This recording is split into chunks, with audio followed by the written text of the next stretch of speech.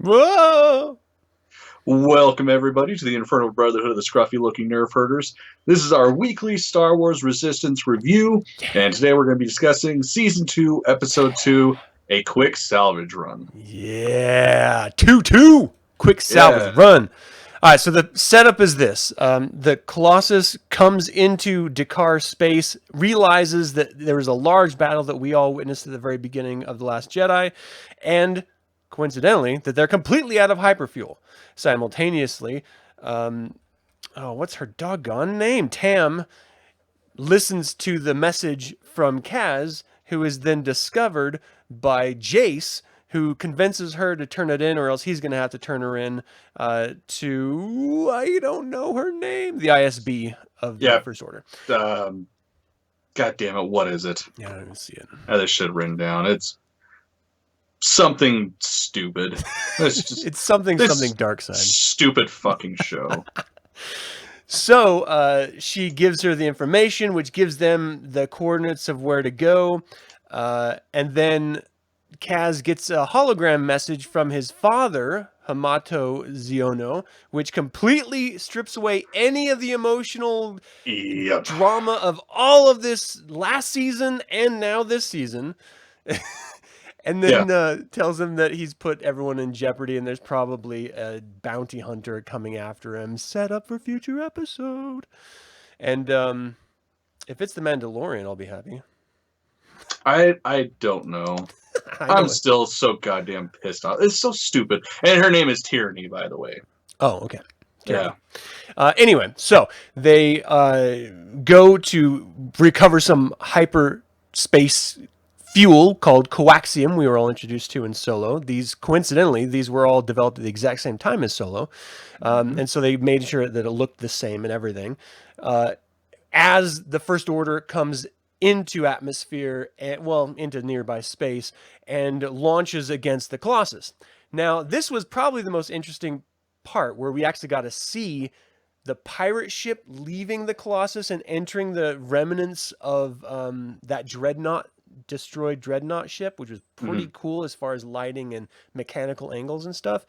And we didn't really get to see any dogfighting, so I was a little bit disappointed in that. But they go in as it's being bombarded, have to recover the coaxium, and then get back to the Colossus and do a hyper jump as soon as possible so that they're not completely destroyed.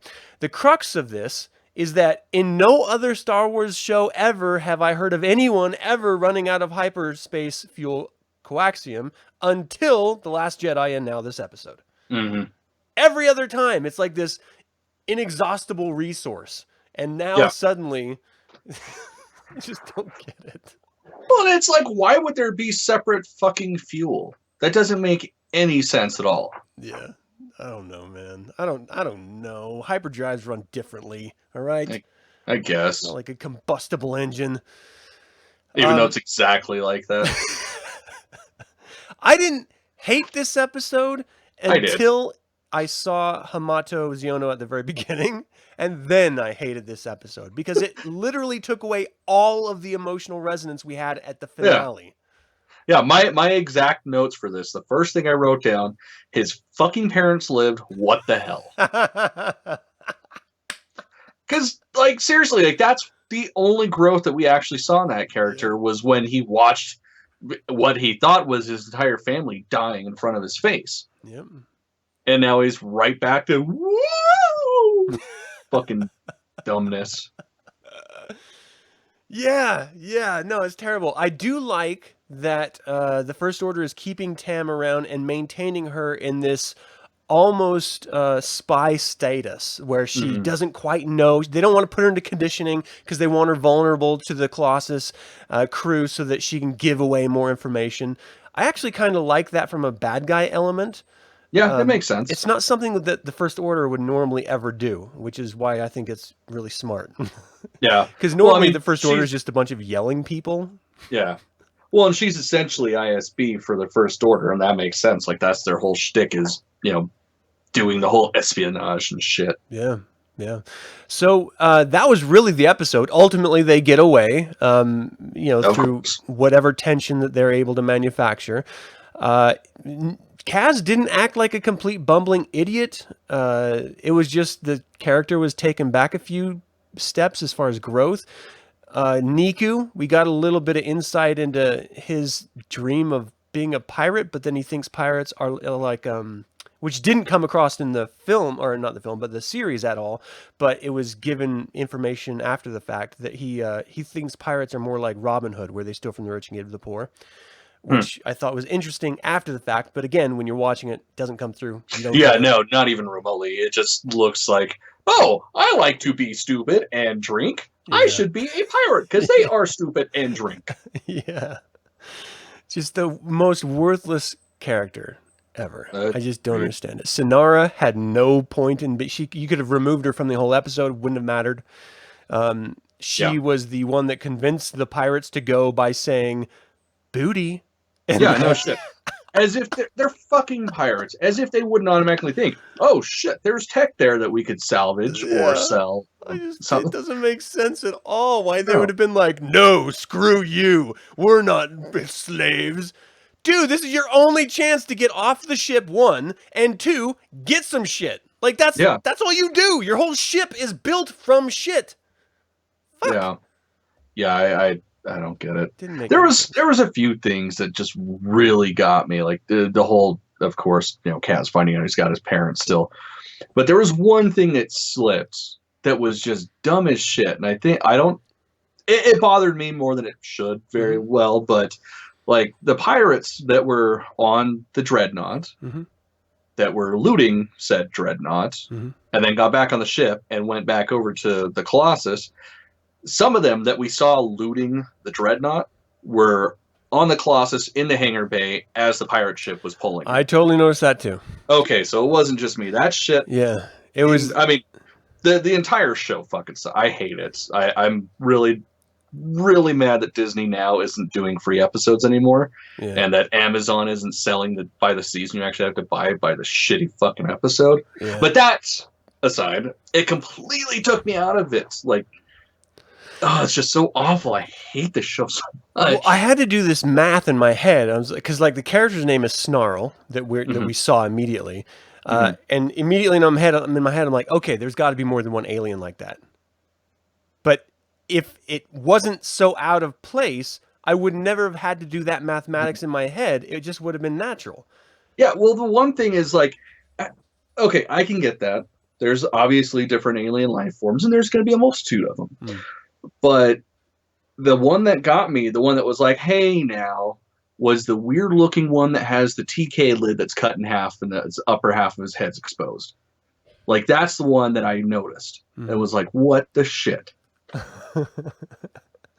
Yeah, it was pretty bad. It was like they just forgot. It was like that old animation that they would like send off to Korea and then get back super cheap, and then you'd come back with like people with frames of 3 arms on one character and stuff like that. It's like a total mistake that should have been picked up, wasn't, or they just like, no kid's gonna notice that. Yeah. Except that no kid is watching this. I don't know if Disney knows this or not. No children watch this. Only human adult males watch this stupid show and get pissed off about it. Yeah. People. Fucking Disney. Yeah. Bastards. Oh my gosh. Okay, so any redeeming parts at all to this for you? No. No, I really... Like, the one thing that would have been cool would have been the dogfights, but there weren't any. No, it was just, chasing. Oh, let's talk and fly around in circles. Aces, because we're aces. Aces. Yeah, no. Aces meet TIE fighters. TIE fighters chase aces.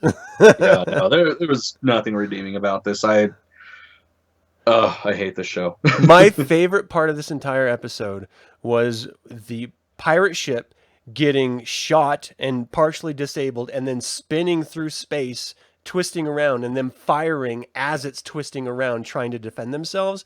I thought the lighting on the ship was really great. I just love that shark form of the pirate ship itself. Yeah. And we actually got to see something explode. So there was a consequence for one pilot. Yeah, even though it was a TIE fighter and everybody knows they're expendable anyways, so they don't count. Yeah, that's true. Anyway, that was the only redeeming quality I found in this. I'm bothered because Now we're in Last Jedi territory. They've got to pull out some stops because there's not a lot of time between now and the end of The Last Jedi. Yeah. Well, and the end of this fucking show, like there's what, 12 more episodes? Yeah. Like, Yeah. it's not a lot of room to actually have character growth and stuff.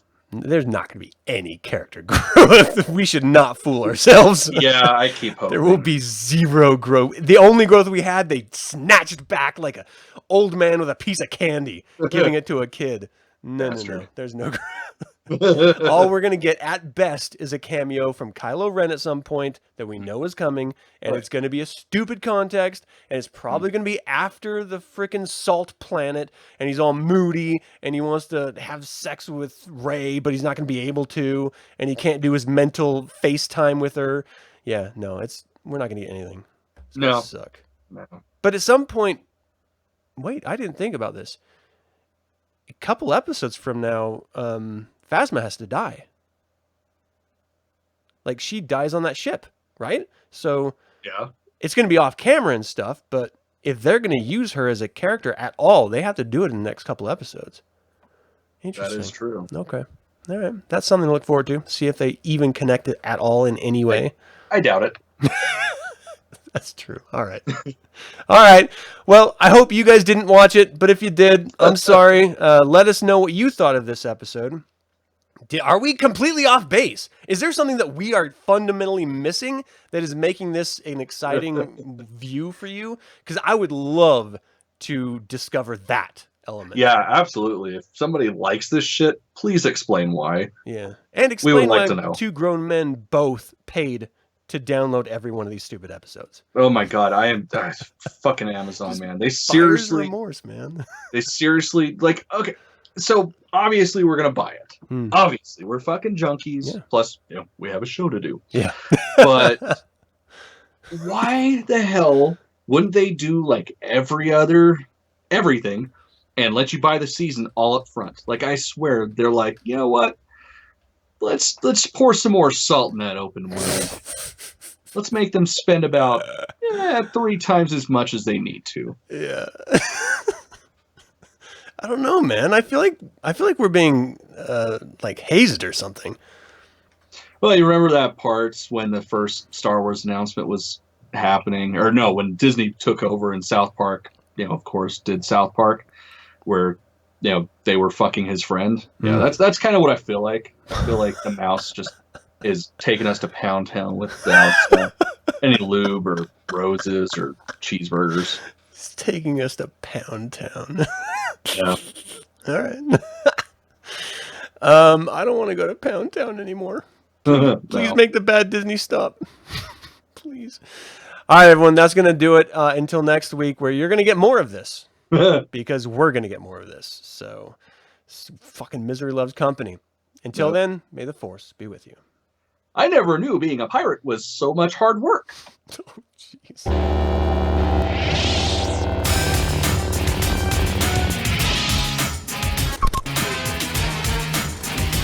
Oh, I had video to play while we were talking too, and I forgot all about it.